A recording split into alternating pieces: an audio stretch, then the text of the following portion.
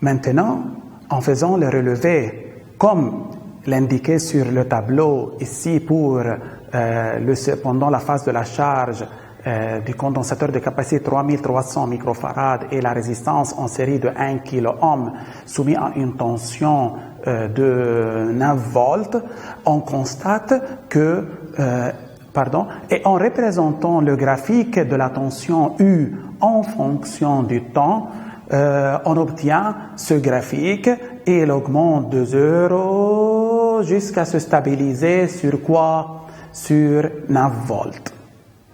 De la même manière, en faisant le relevé pendant la décharge, mais pour le même dipôle RC, pour le même dipôle RC série, les relevés sont les suivantes. En traçant le graphique de U en fonction du temps, on constate que la tension est décroît jusqu'à quoi? Jusqu'à s'annuler. En recommençant ce travail, mais par un conducteur ohmique de 6,8 kΩ et une capacité de 1650 microfarad. Ce sont les relevés. Chaque 5 secondes, on trace le graphique de U en fonction de temps. U représente la tension aux bornes du condensateur. On obtient ce graphique. À la fin, la tension se stabilise pratiquement sur combien? Sur 9 volts. De la même manière, on va faire aussi pour la décharge, mais pour le même dipôle et sous la tension de 9 volts. Ce sont les relevés. En traçant le graphique de U en fonction du temps, on obtient aussi ce graphique. De la même manière, je veux tracer une autre graphique, mais pour 1 kΩ, 1650 microfarad, mais pour une tension de combien? De 15 volts. Remarquons bien, ce sont les relevés, ça c'est le graphique, ça c'est pendant la charge et aussi quoi? Pendant la décharge. Ces expériences et ces graphiques sont très importantes pour comprendre la définition de la constante de temps du dipôle RC. C'est quoi la constante de temps du dipôle RC? C'est A pour symbole taux, c'est la durée pendant laquelle le condensateur se charge à 63% ou se décharge à 37%. Ça, c'est la définition de quoi? De la constante de temps d'un dipôle RC. C'est la durée pendant laquelle le condensateur se charge jusqu'à 63%. C'est-à-dire, si E est la tension du générateur,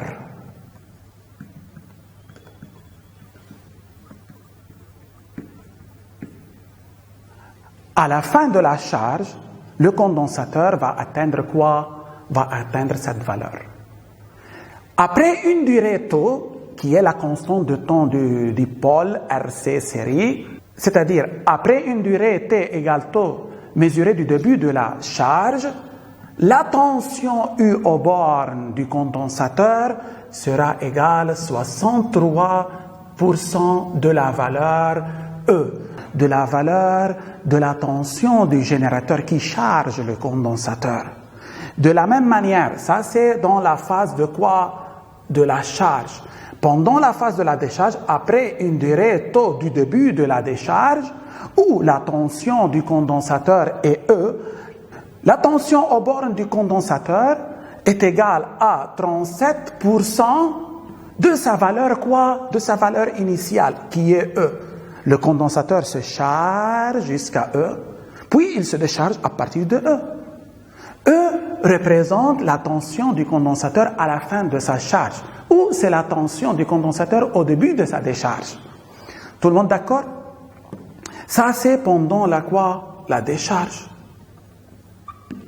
Maintenant, en revenant au graphique déjà représenté. En revenant au graphique précédent, ça c'est le graphique correspondant à la charge du condensateur 3300 microfarad en série avec un conducteur ohmique de résistance 1 kΩ. La tension du générateur est 9 volts, c'est la tension finale du condensateur. Je prends 63% de cette tension de 9 volts, c'est 0,63 fois 9, on obtient 5,67 volts. À quelle date le condensateur atteint-il cette tension? En faisant ça, je constate c'est à 3,4 secondes. À 3,4 secondes, il atteint sa tension. Donc, du début de la charge jusqu'à 3,4 secondes, je constate que la tension du condensateur, 5,67, représente 63% de la tension quoi? De la tension E, de la tension du quoi? Finale du condensateur, de la tension du quoi? Du générateur. Ça, c'est 3,4. De la même manière, je veux considérer le graphique quoi pendant la décharge, mais pour le même dipôle. Ça, c'est la décharge. Il commence par 9 volts et se termine par 0. Remarquons bien, c'est la phase de la décharge. Après une durée tau, la constante de temps tau correspond c'est la durée pendant laquelle le condensateur se charge jusqu'à 37%. C'est-à-dire lorsque la tension au bord du condensateur est 37% de la valeur initiale, remarquons, ça c'est 0,37 de la valeur 9 volts, correspond à quelle date?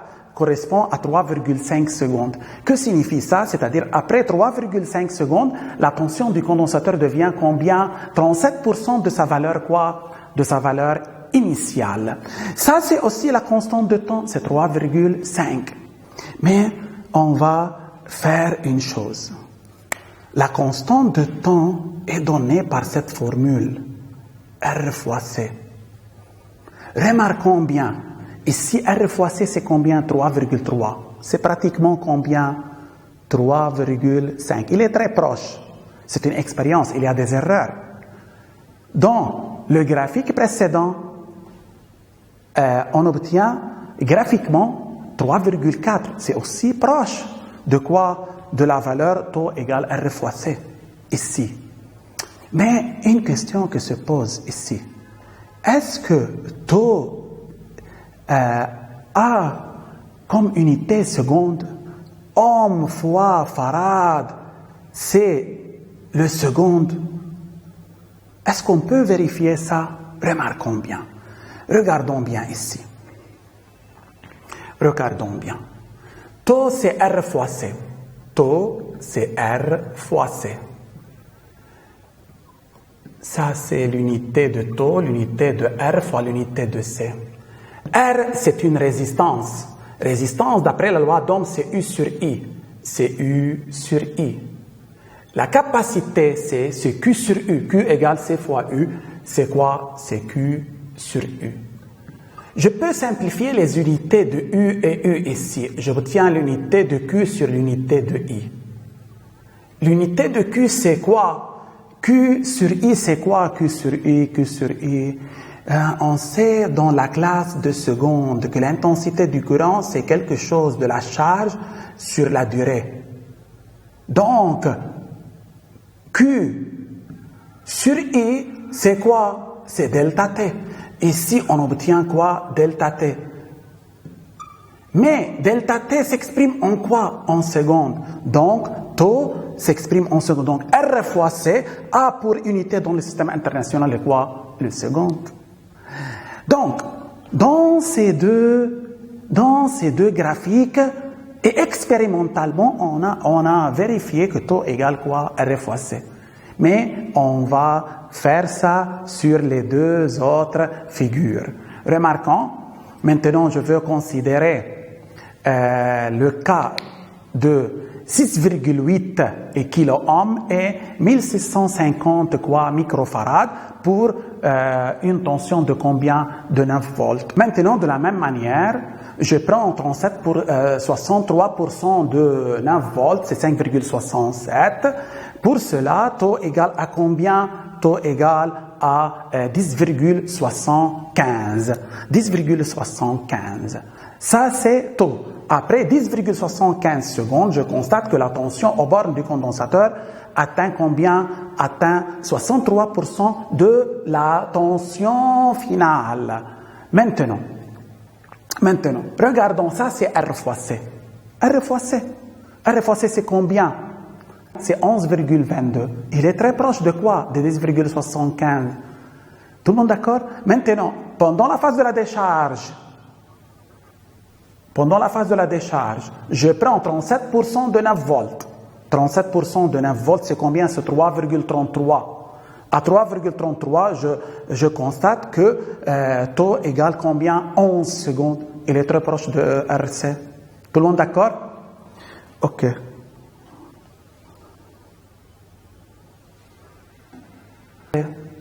Donc, jusqu'à maintenant, la constante de taux d'un dipôle RC, c'est combien? C'est la constante de taux d'un dipôle RC et taux égale quoi? RC. C'est la durée pendant laquelle le condensateur se charge à 63% ou se décharge jusqu'à combien? 37%. Tout le monde d'accord? 63% pendant 63% de la valeur finale qui est E et 37% de la valeur initiale qui est E. OK? Maintenant, dans une troisième expérience, on va vérifier que cette constante est indépendante de quoi? Est indépendante de la valeur de la tension du générateur. Maintenant, en considérant le cas d'un dipôle R 1 kΩ, c'est 1650 microfarads, soumis à une tension de 15 volts pendant la charge. Remarquons, ça c'est le graphique correspondant. Ça c'est la valeur de 63% de 15 volts. Correspond à quel taux? 10,75. RC c'est 11,22, pardon. Taux ne change pas jusqu'à maintenant. Pendant la décharge, regardons bien, ça c'est la valeur initiale de la tension du condensateur. Après une durée taux, cette tension devient 5,55. Taux correspond à quoi graphiquement? 10,75, très proche de R fois C. Donc, taux est indépendant de quoi? Indépendant de la tension du quoi? Du condensateur. Indépendant de la tension du condensateur. Maintenant en résumé. Remarquons bien, ça c'est le graphique, ça c'est la tension aux bornes du condensateur pendant la charge, ça c'est par exemple la valeur E, après une durée taux, le condensateur se charge à 63% de la valeur E, c'est-à-dire la tension entre ces bornes représente 63% de quoi? De E. Pendant la décharge, remarquons bien, et aussi après une durée taux, si je commence par E, ça c'est la courbe de la décharge du condensateur, après une durée taux, la tension aux bornes du condensateur représente 37% de quelle valeur? De E, de la valeur initiale. Mais une autre indication, mais très importante. Remarquons bien, si je prends 5 taux, ça c'est 5 taux. Après une durée 5 taux du début de la charge, remarquons, le condensateur est pratiquement chargé et on va admettre quoi? Cette valeur, c'est combien? Cette valeur, 99% de E. C'est-à-dire le condensateur est quoi? Est pratiquement chargé. On estime toujours, pour savoir la durée de la charge du condensateur, je veux calculer 5 taux. 5 taux. Je prends 5 taux. Si 5 taux par exemple est 10 secondes, je dis que le condensateur est pratiquement chargé. Sa charge atteint quoi? 99%. 99%, c'est un énorme pourcentage. C'est un énorme pourcentage. Maintenant, si je prends par exemple 5 taux ici, remarquons, 5 taux, ça c'est par exemple aussi, on admet que ça c'est quoi? 1% de quoi? De la valeur initiale. 1%. Après 5 taux, le condensateur est déchargé jusqu'à 1%. 1%, c'est-à-dire il reste dans le condensateur une tension est égale à combien? À 1% de sa tension initiale. Donc, remarquons, bientôt est un bon indicateur pour estimer la charge ou la décharge du condensateur. Taux a une certaine définition, mais 5 taux, c'est la durée pendant laquelle le condensateur est pratiquement chargé ou quoi déchargé. C'est-à-dire, si je veux estimer la durée de la charge d'un condensateur, je veux attendre une durée égale à quoi? À 5 taux.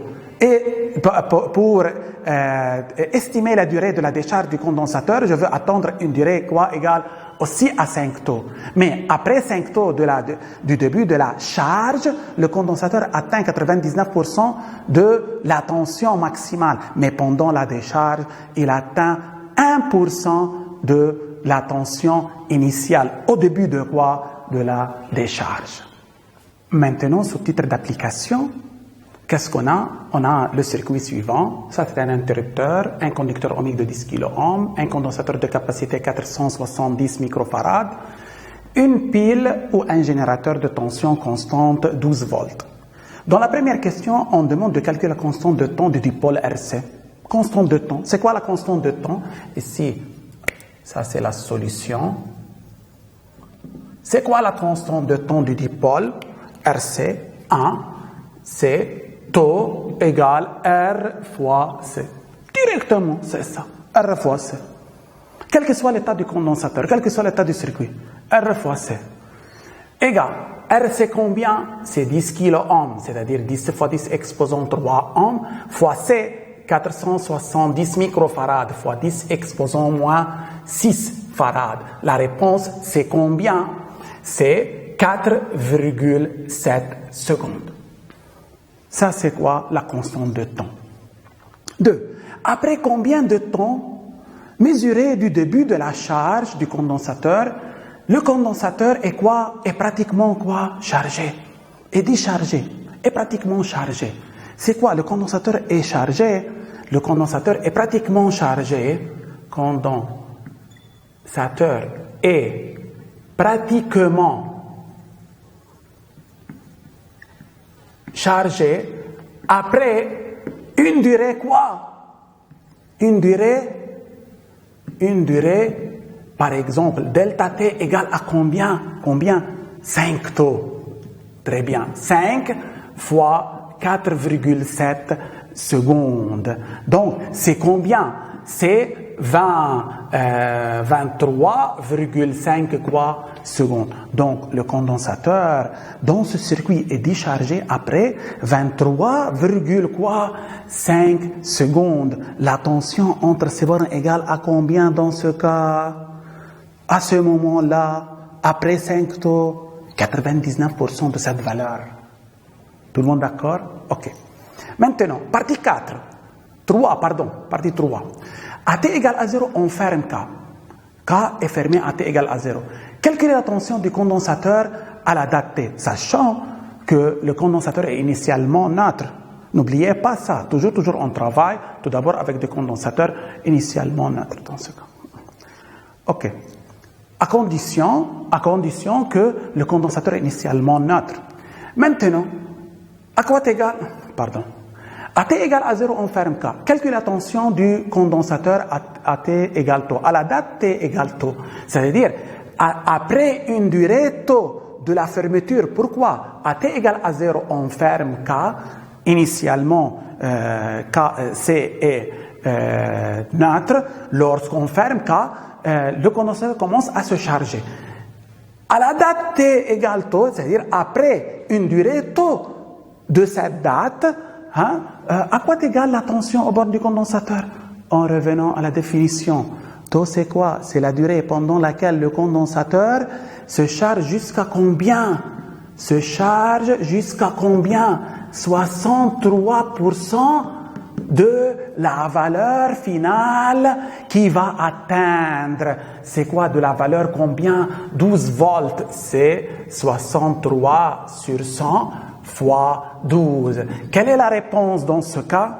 La réponse, c'est 7,56 quoi volts. Après, lorsque je ferme K et j'attends combien? 4,7 secondes. 4,7 secondes, je constate que la tension aux bornes du condensateur, c'est 63% de la valeur de la tension du générateur, c'est-à-dire 7,56 volts. Partie 4. On remplace R par une autre de 1 kOhm. R est 10. Maintenant, R est réduit 10 fois. Quelle est la durée de la charge du condensateur? Taux, 5 taux, c'est la durée de la charge, mais taux, c'est R fois C. Lorsque R est divisé par 10, en passant de 10 kOhm à 1 kOhm, on a divisé R par 10. Donc, taux est divisé par 10. Donc, ça devient 0,47 secondes. La durée de la charge, c'est toujours 5 taux, toujours 5 taux. Donc, ça doit être divisé par quoi? Par 10. Cette durée, c'est delta prime. Delta T prime, c'est quoi? C'est 23,5 divisé par 10. Pourquoi? Car taux et 5 taux sont proportionnels à R. Et puisque R est divisé par 10, par suite la réponse doit être divisée par quoi? Par 10. Donc, on attend 3,35 secondes. Plus on affaiblit la résistance, la valeur de la résistance, plus la durée de la charge est courte. Le condensateur se charge rapidement, pendant 2,35 secondes. Ce condensateur se charge lorsque la résistance est 1 kOhm. Mais lorsque la résistance est 10 kOhm, je veux attendre 23,5 secondes. Plus la résistance est grande, plus la capacité du condensateur est la charge du condensateur demeure plus longtemps. Donc, pour charger rapidement ce condensateur, qu'est-ce que je veux faire? Je veux réduire le plus possible la résistance. Remarquons bien, si cette résistance est négligeable, c'est-à-dire sa valeur est pratiquement zéro, quelle est la durée de la charge du condensateur? Quelle est la durée de la charge du condensateur? R égale à 0, taux égale à 0, 5 taux égale à 0. Donc, le condensateur se charge très rapidement et presque instantanément. N'oubliez pas que la durée de la charge de la décharge indépendant de cette tension. Si je prends cette tension, par exemple, 200 volts, quelle est la durée de la charge de ce condensateur avec cette résistance? Presque 23,5. Toujours la durée de la charge. La décharge est reliée à taux. R fois C seulement. Tout le monde d'accord? OK. Maintenant, une autre application. Ça, c'est un condensateur de capacité 1 millifarad. Ça, c'est un conducteur ohmique de résistance 100 ohms. À T égale à 0, on ferme K, cet interrupteur. La tension du condensateur à T égale à 0, c'est-à-dire au début de la fermeture, c'est combien? C'est 100 volts. Quelle est la constante de taux du circuit? Maintenant, ça ici, la solution. Maintenant, à quoi égale taux? Directement, taux égale combien? RC. RC combien? C'est 100. C, c'est 1 millifarad, c'est-à-dire 10-3 farad. La réponse, c'est combien? 0,1 seconde. Ça, c'est taux. À quelle date le condensateur est déchargé? Déchargé complètement de... À T égale à 0, c'est le début de la décharge. Après, à quelle date c'est la fin de cette décharge? Pratiquement, bien sûr, c'est à T égale combien? 5 taux. Après 5 taux du début de la décharge, le condensateur est pratiquement quoi? Est déchargé. Maintenant, c'est 5 fois 0,1, c'est 0,5 quoi? Secondes. Donc, le condensateur a besoin de 0,5 secondes, une demi-seconde pour se décharger. Mais pas complètement, jusqu'à quoi? Jusqu'à 1%. Il reste dans lui 1% de la charge. 1%. Maintenant, quelle est la valeur de UC à la date t égale tau? Après une durée tau, le condensateur se décharge jusqu'à 37%. À t égale tau, U du condensateur UC, c'est 37% de la valeur initiale de sa tension.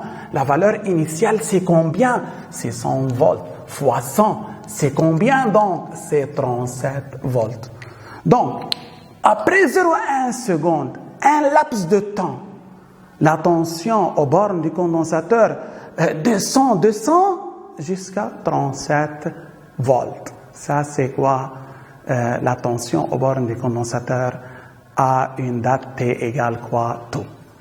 Maintenant, sous titre d'application, on va savoir comment fonctionne le flash. Remarquons bien, je considère le montage électrique suivant. Ça, c'est une tension constante de 300 volts.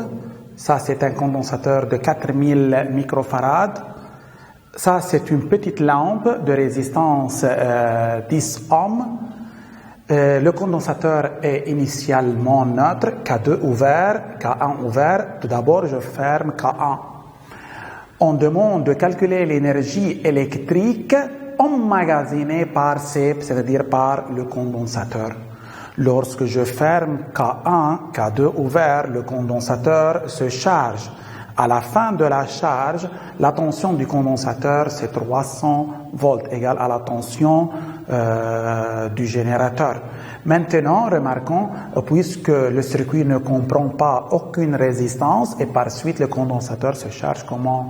Très rapidement. Maintenant, à la fin de la charge, la tension du condensateur, c'est combien? La tension du condensateur est égale à la tension du générateur, c'est 300 volts. Et par suite, l'énergie électrique emmagasinée par le condensateur est donnée par cette formule 1/2 CUC au carré.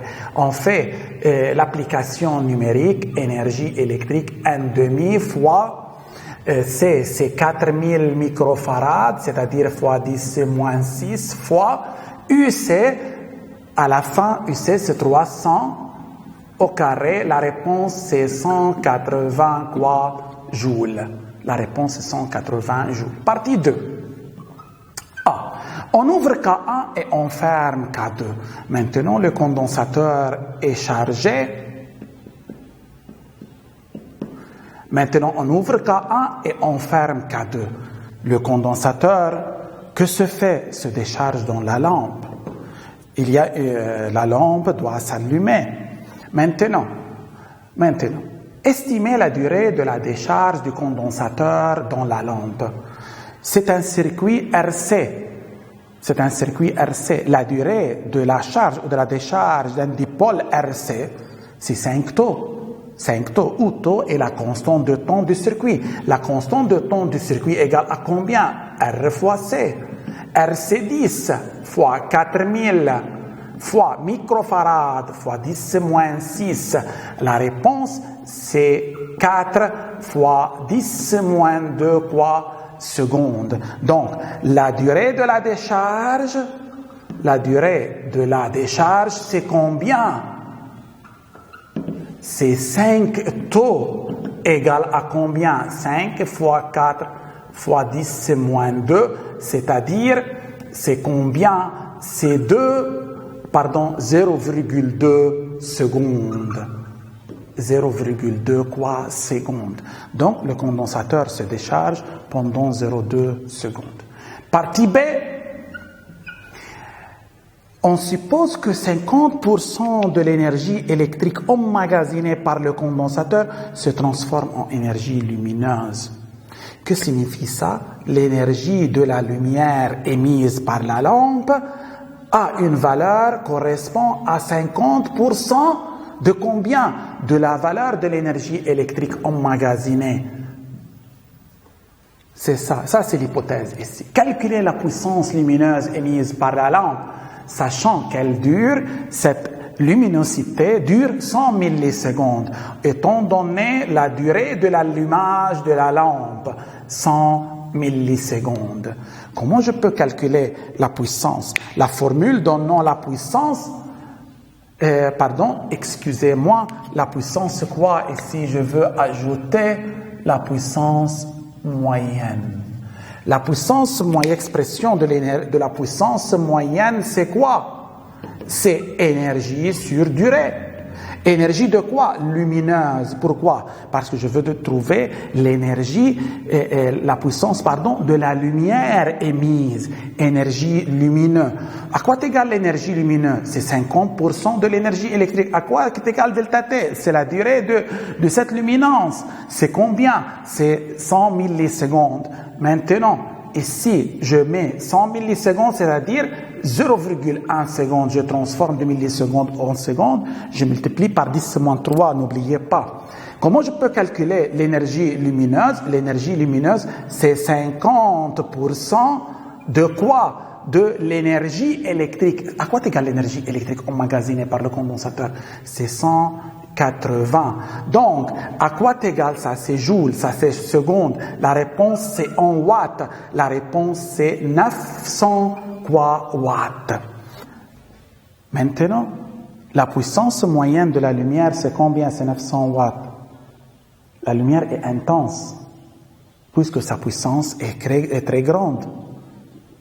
On a une émission d'une lumière intense pendant une faible durée, 100 millisecondes.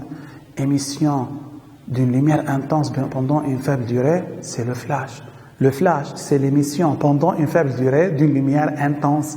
Remarquons bien, l'intensité de la lumière est grande, puisque sa puissance est quoi? Est grande. La durée de cette émission est 100 millisecondes, c'est-à-dire c'est une courte durée. L'émission de la lumière, d'une lumière intense pendant une courte durée, c'est le flash. Ça, c'est le principe du flash.